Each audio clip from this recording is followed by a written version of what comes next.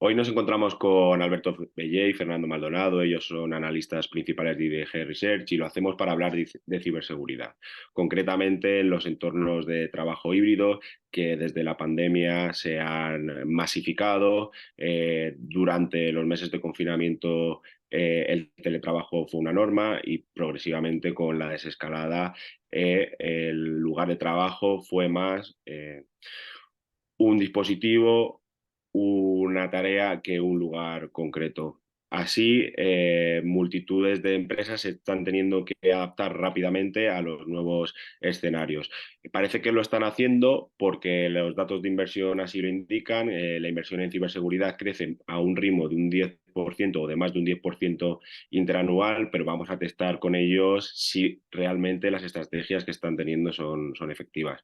Bienvenidos, Fernando y Alberto. Y nada, en primer lugar, pues quería hacer una pequeña introducción, una pequeña aproximación a lo que al estado actual. A cómo ha cambiado la ciberseguridad en las empresas en estos últimos 3 años y en qué momento nos encontramos para la ciberseguridad del trabajo híbrido. Si quieres comenzar tú, Alberto, con esta pequeña aproximación. Sí, muy bien. Pues mira, la idea principal, digamos, del trabajo híbrido hoy es que ya entra la seguridad en el entorno doméstico del empleado como algo permanente. Sí, ya no se trata, como decías antes, de algo táctico, del endpoint en sí. No, no. El entorno del empleado, todo el entorno del empleado es algo atacable. Entonces, ya se convierte en algo que forma parte te diría, de la infraestructura de la organización, aunque sea el hogar del empleado. Y hay que entenderlo como tal. Entonces, la situación es que hay empresas que lo tienen muy claro y hay otras que todavía están pensando en voy a proteger el endpoint, la red, que lo ven como de forma fragmentada. Entonces, es cierto que, a ver, el endpoint, pues han tenido, yo creo que ni siquiera queremos entrar, han tenido 3 años pues para ir preparándolo porque efectivamente no fue por de un día la pandemia, ha sido un cambio y, y entendemos que la mayoría lo tienen preparado, ¿no? Y vamos a partir de esa suposición. Donde sí que hay vulnerabilidades claras es cuando hablamos de red doméstica del empleado. Porque pues, el wifi sigue siendo el wifi doméstico, lo veas como lo veas, ¿no? Entonces, aunque sobre eso pongas otras capas de conectividad. Entonces, y ya si encima se utilizan dispositivos personales, aún hay más vulnerabilidades. O sea, la pregunta de fondo es que hay empresas que tienen perfectamente definido ya el puesto del empleado, esté donde esté, y lo tienen definido, y hay otras que todavía no lo tienen definido. O sea, hay diferentes niveles de madurez en ese aspecto. Entonces, este es uno de los temas importantes. Otro de los temas importantes, que ya se le paso la pelota a Fernando, es el de la seguridad en sí. Pero esto casi te lo paso a ti, Fernando, para que lo comentes. Sí, bueno, Alberto, yo como estabas diciendo, ¿no? Siguiendo del hilo, las empresas ya han tenido tiempo, digamos, para cubrir esa parte más tecnológica. Digamos, el reto principal está en la persona, ¿no? En cómo estas personas estén trabajando desde la oficina o desde sus casas, pues aspectos de su psicología y de cómo abordan la seguridad, ¿no? Hemos entrado quizá en un espacio ahora de confianza.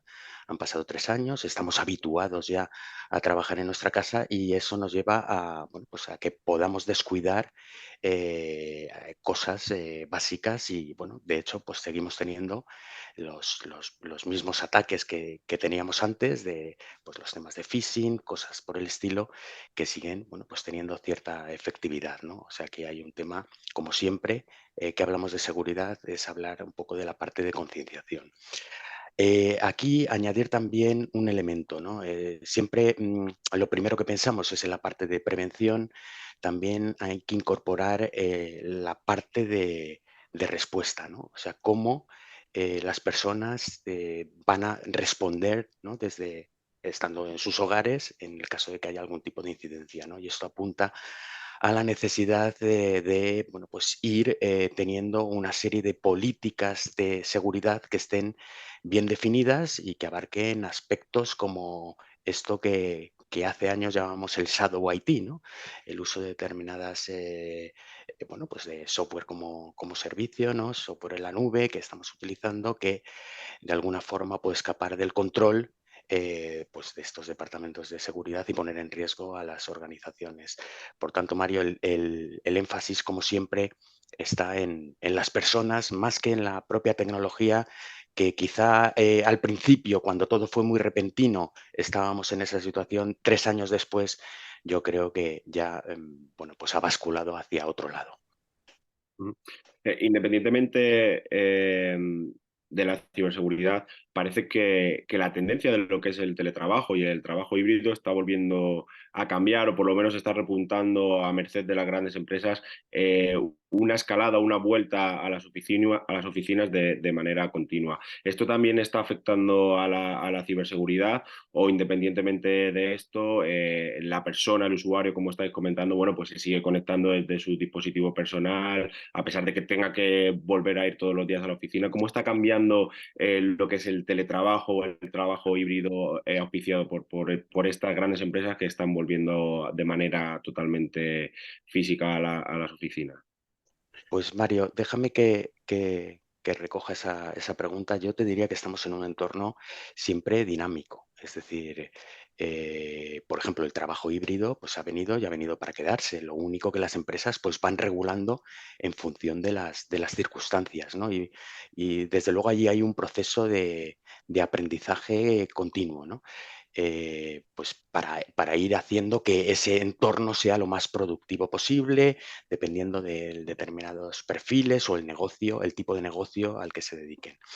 Lo que está claro es ese dinamismo, ¿no? Y aquí, bueno, pues van interviniendo, van entrando nuevas innovaciones que hace, bueno, pues que los riesgos pues vayan cambiando, ¿no? Y estoy pensando concretamente en la idea a lo mejor de una inteligencia artificial generativa que, junto al hecho de que el empleado esté trabajando desde casa, pues haga que se puedan desarrollar a lo mejor estrategias específicas por parte de los atacantes para abordar todo esto. Esto, Mario, creo que es un poco independiente del grado en el que uno está haciendo más o menos teletrabajo, ¿no? Esto es el nuevo entorno de trabajo, como apuntabas al principio, no es un sitio al que vas, sino bueno, pues el trabajo en sí, ¿no? Lo que realizas, sin importar tanto dónde estás. Por tanto, no afecta de forma particular, sí, esta idea de que estamos en un continuo movimiento, ¿no? Esto es dinámico, y en ese dinamismo pues se aprovechan los huecos que se generan para ir entrando allí haciendo estrategias específicas. Efectivamente, es un entorno dinámico, y aunque es verdad que está habiendo se ha producido un retorno a la oficina y masivo, y se ha reducido, digamos, esa horquilla de más días, pues ahora el péndulo, antes era completamente a domicilio, ahora el péndulo está más en el lado de volver a la oficina. Dicho esto, efectivamente, aunque un empleado trabaje un día al mes en su domicilio, la seguridad, el enfoque de seguridad es el mismo. Quiero decir, si ese día que trabaja en el domicilio no está bien definida la seguridad, ese día va a ser el día que le van a atacar. ¿Por qué? Porque la inteligencia y los atacantes saben que ese día, y lo van a detectar, es cuando está fuera de la empresa. Entonces, digamos que no importa, efectivamente, como antes comentaba Fernando, no importa tanto cuántos días no trabajas en la empresa. El riesgo de seguridad es absolutamente el mismo. Entonces, es una cuestión de entender eh, que también desde un punto de vista de resiliencia, de estar preparado para que el trabajo puede, o sea, esto puede volver a cambiar. Es decir, la OMS dijo hace unos meses, y va habiendo señales no, la OMS dijo que iba a haber una segunda pandemia. A donde queremos llegar es que sea lo que sea, podemos volver rápidamente al entorno de tener que trabajar mucho más desde el domicilio, aunque ahora esté el péndulo al otro lado. Entonces, la cosa es estar preparados no solo desde el punto de vista de productividad, sino desde el punto de vista de seguridad. Estés un día al mes, 3 o 20, 21 días laborables. Habéis puesto mucho el acento en las personas, en el usuario. Vamos a hablar ya concretamente de estrategias de soluciones de ciberseguridad. En estos últimos años se ha hablado muchísimo, bueno, pues en un entorno multidispositivo, en un entorno con muchos ADT, como habéis comentado, se habla mucho de la gestión del acceso y de las identidades, y se habla mucho de esa filosofía que se llama Zero Trust. Pero realmente, ¿qué es Zero Trust y cómo se puede hacer una estrategia clara de una filosofía que a veces parece que no es demasiado concreta? No sé, Alberto, que estás ahí, te Mira, veo. sí, a ver, yo creo que el Zero Trust cuando vino el escenario de confinamiento, por fin subió a la palestra, estaba en todas las conversaciones, pero se puso en el primer nivel, ¿no? Claro, aquí el problema que vemos de Zero Trust es que entra en conflicto con la experiencia del empleado. Y en algunas empresas está resuelto, en otras no. Es aquello, fíjate que también ocurría en la propia empresa. Si tienes que introducir 20 claves en un día para entrar, porque la aplicación parte de que no, o sea, de Zero Trust literalmente, pues impacta en la experiencia del empleado.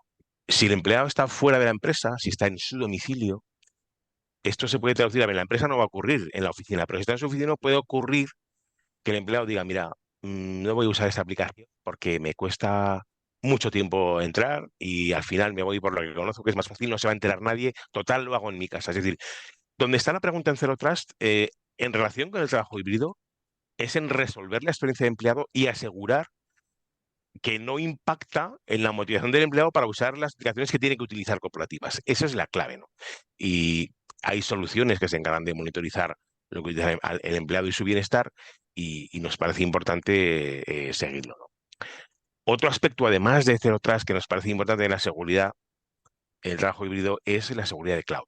¿Por qué? Porque cuando vino la pandemia sí había un uso de cloud relativamente importante, pero ahora se ha multiplicado el uso de cloud. Son muchas más las aplicaciones corporativas que se usan a escala. Entonces, el usuario tiene que entender qué significa esa seguridad en cloud y cuáles son las vulnerabilidades cuando accede y cuando la utiliza desde su domicilio. También no solamente el acceso, sino el uso, la descarga de datos y dónde se almacenan, etcétera, etcétera.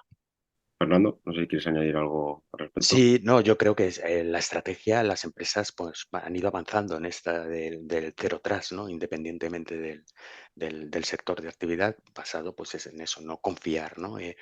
Y aquí es muy importante, y por eso digo que hay un aprendizaje también, el análisis de comportamientos, ¿no? Y cómo bueno, pues, la inteligencia artificial y los avances que se están produciendo ahí, pues están ayudando mucho a tener estrategias efectivas, ¿no? En torno a Zero Trust. Nada, recalcar también el hecho de que el entorno, como decía Alberto, aspectos de la seguridad en cloud, pues también cobran especial relevancia, así como los accesos, ¿no? Por tanto, bueno, pues es hacer hincapié de alguna manera en aspectos que siempre han estado presentes, seguir profundizando y seguir avanzando. Desde luego, la estrategia a futuro de las organizaciones pasa por Zero Trust y en ello están, Mario, en ello están. Y con todo esto, me gustaría preguntar un poco por el estado de madurez de las empresas españolas, porque las más grandes, bueno, pues tendrán los cabos bien atados, y si realmente ese crecimiento en la inversión de más del 10% interanual está bien aterrizado, porque más inversión no significa mejor seguridad en la mayoría de los casos. Además, las empresas se encuentran en un momento súper complejo en el que cuentan con multitud de proveedores, además del el ecosistema de multientorno del empleado, de multitud de redes, de wifi doméstica. Muchas soluciones de seguridad buscan simplicidad, ¿no? ¿Cuál es el estado actual de la madurez, teniendo todo en cuenta todos estos requisitos? Pues mira, yo diría que sí, ha habido una movilidad forzada a raíz de la pandemia y ahora el punto en el que están muchas empresas en el de, a ver, antes han habilitado, había que trabajar desde fuera, había que habilitar todos los recursos y ahora están en una situación de optimizar esos recursos, precisamente por lo que estás diciendo. Porque todo el gasto se pone en cuestión, digamos que están mirando con lupa dónde se emplean los recursos y al final la seguridad está creciendo mucho, pero la seguridad, a pesar de todo, sabemos que no se ve con la misma lupa que algo que te ayuda a vender más. Entonces, el rol de la seguridad, aunque crezca, porque tiene que crecer, sigue siendo difícil de defender. Entonces, donde se están mirando también es en soluciones para optimizar los recursos que se utilizan en ese puesto de trabajo. Lo que tú dices de múltiples redes, múltiples dispositivos, bueno, en optimizarlo, en ajustar los recursos que se dan al uso real que hace el empleado de las tecnologías. Y no solamente de la seguridad, sino todo lo relacionado con el trabajo híbrido. Y también añadir, en términos de madurez, que la madurez de la empresa está vinculada a la madurez del empleado. Y aquí hay un aspecto muy importante, y es que el empleado estaba acostumbrado a decir, la seguridad es cosa del departamento de seguridad o del CISO. No, si trabajas en tu casa, la seguridad es responsabilidad del propio empleado. Digamos que el empleado se convierte en un pequeño CISO de su entorno doméstico de seguridad. Y esto es un cambio fuerte de mentalidad, que algunas empresas que todavía está en camino, digamos, todavía no ha llegado allí, pero el empleado es el CISO de su entorno doméstico de trabajo. Y esto es ya te digo, un cambio de mentalidad y de concentración más que en sí de herramientas. Y ese pequeño CISO, Fernando, ¿sigue siendo el eslabón más débil de la cadena de la ciberseguridad o ha pasado ya a ser el primer cortafuegos? También cómo influye un poco la concienciación y la formación de los mismos. Siempre es esencial, Mario.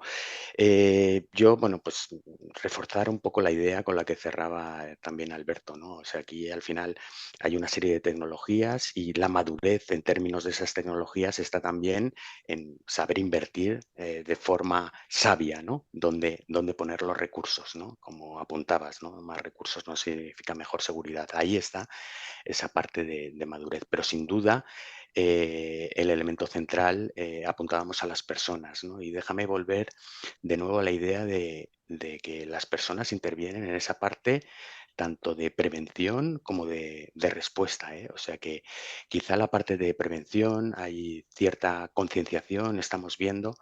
La parte de respuesta, aquí las organizaciones tienen todavía más trabajo, ¿no? Por recorrer en el sentido de, bueno, pues tener esas políticas de seguridad muy claras y un plan, vamos a llamarlo, de contingencia, ¿no? Uno está trabajando desde su hogar y, bueno, pues ante un ataque, ¿qué tiene que hacer? ¿Cómo tiene que reaccionar? Pues esto es algo que hay que trabajar, ¿no? Entonces, respondiendo de forma clara y sencilla a tu pregunta, sí, el empleado sigue siendo y lo seguirá siendo, ¿no? El eslabón más débil y hay que trabajar en esa parte. Ujú. Para ir cerrando la sesión, os dejo libremente que deis alguna conclusión, pero se me ocurre también una pregunta. Habéis hablado mucho de entornos dinámicos, de entornos cambiantes, al calor también de nuevas tecnologías como la inteligencia artificial y ahora la inteligencia artificial generativa que está teniendo mucho tirón. Antes has dicho, Fernando, que la inteligencia artificial también está ayudando en esos procesos de ciberseguridad, pero lo generativo va a poner puede ser la primera oportunidad en la historia para que las empresas, para que los defensores se pongan por delante de los malos o por el contrario, los malos van a conseguir más distancia. ¿Cómo va a influir en la ciberseguridad todo esto y también en la ciberseguridad en los entornos híbridos? Ujú. Pues mira, tiene esa doble cara, ¿no? O sea, entra una innovación, los malos son muy rápidos, ¿no? Adoptando la innovación y, bueno, pues las empresas también, como dices, encuentran su uso, ¿no? Por ejemplo, oye, se puede utilizar esa, vamos a decir, inteligencia artificial generativa en el lado malo para crear, digamos, correos más persuasivos con mensajes, pero, oye, esa misma inteligencia artificial se puede utilizar en el otro lado para detectar esos mismos correos, ¿no? O sea que tienes ahí esa doble cara. Nuestra preocupación, ¿no? Es cuando nos enfrentamos a cosas nuevas, ¿no? Por ejemplo, estamos viendo hace poco, pues un actor hablaba, ¿no? Que le habían robado la voz, que le habían... Claro, ¿cómo se puede utilizar esto? Esto ya entra dentro del terreno de la imaginación de los atacantes, ¿no? Pero las empresas tienen que actualizar, no solo con inteligencia artificial, sino también actualizar con políticas, nuevas políticas, definir, ¿no? Por ejemplo, qué sé yo, se puede decir, oye, el CEO nunca te va a llamar por teléfono y te va a decir que envíes a esta cuenta tal, porque claro, ahora te puedes encontrar, y yo creo que de hecho alguna situación se ha dado donde, bueno, pues roban esa voz del CEO, luego va acompañado de un correo donde mándalo a tal, y se puede dar esa confusión, ¿no? Entonces, esto es como lo de los bancos, nunca vas a recibir un mensaje nuestro diciendo, pues estas cosas, que antes no hacía falta pensarlas, pues ahora también hay que pensarlas, ¿no? Y volviendo a la idea de, oye, ¿quién va a sacar partido de esto? Desde luego, esto va a ayudar mucho a los departamentos de ciberseguridad, pero también con ese punto, ¿no?, de que ahí en el otro lado se abre un espacio para la creatividad y para ver por dónde pueden entrar. Entonces, dentro de lo conocido, desde luego puede darle esa ventaja. En lo desconocido, en esa imaginación, en cómo puedan desarrollar esto, ahí, bueno, pues también hay que empezar a pensar en eso, ¿no?, en esos riesgos. Muy bien. Alberto, contigo concluimos esta sesión. ¿Cuáles son tus conclusiones? Y qué decir también algo sobre este tema de lo generativo Pues que tan de moda está. mira, como cierre te diría que cuando ya se generaliza el trabajo híbrido, la seguridad hay que dejar de entenderla como seguridad en el entorno corporativo y que el trabajo híbrido es o una excepción o un caso particular, sino que sea la seguridad en todo el entorno de la organización.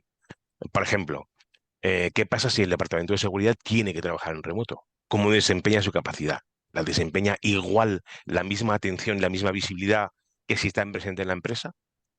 O lo que antes hemos mencionado, ¿no? Creo que ha comentado Fernando, de la capacidad de detección y de respuesta. ¿Es la misma si estás trabajando en la oficina que si estás, los empleados dispersos trabajando en remoto? Y por último te diría la propia seguridad física. O sea, ya pensando en términos, olvidándonos de seguridad ciber, seguridad física. Es que cambia la seguridad física. Ya no se trata de que te tengas que preocupar de que entren a tu espacio. Sientan a la oficina sientan al domicilio de un directivo, qué activos de la organización están en peligro, qué información de la organización está en peligro, qué información de los clientes está en peligro. O sea, la idea es llevar el enfoque de la seguridad a un entorno nuevo, que es el entorno total de la empresa, no el entorno corporativo de la empresa. Pues esta es la reflexión con la que quería cerrar esta conversación, Mario. Muy bien, pues ahí dejamos esa reflexión y aprovecho yo también para daros las gracias, Alberto y Fernando, por estar un día más con CSO, hablando esta vez de ciberseguridad en el trabajo híbrido. Muchísimas gracias por todo. Muchas gracias, Mario. Gracias, Mario.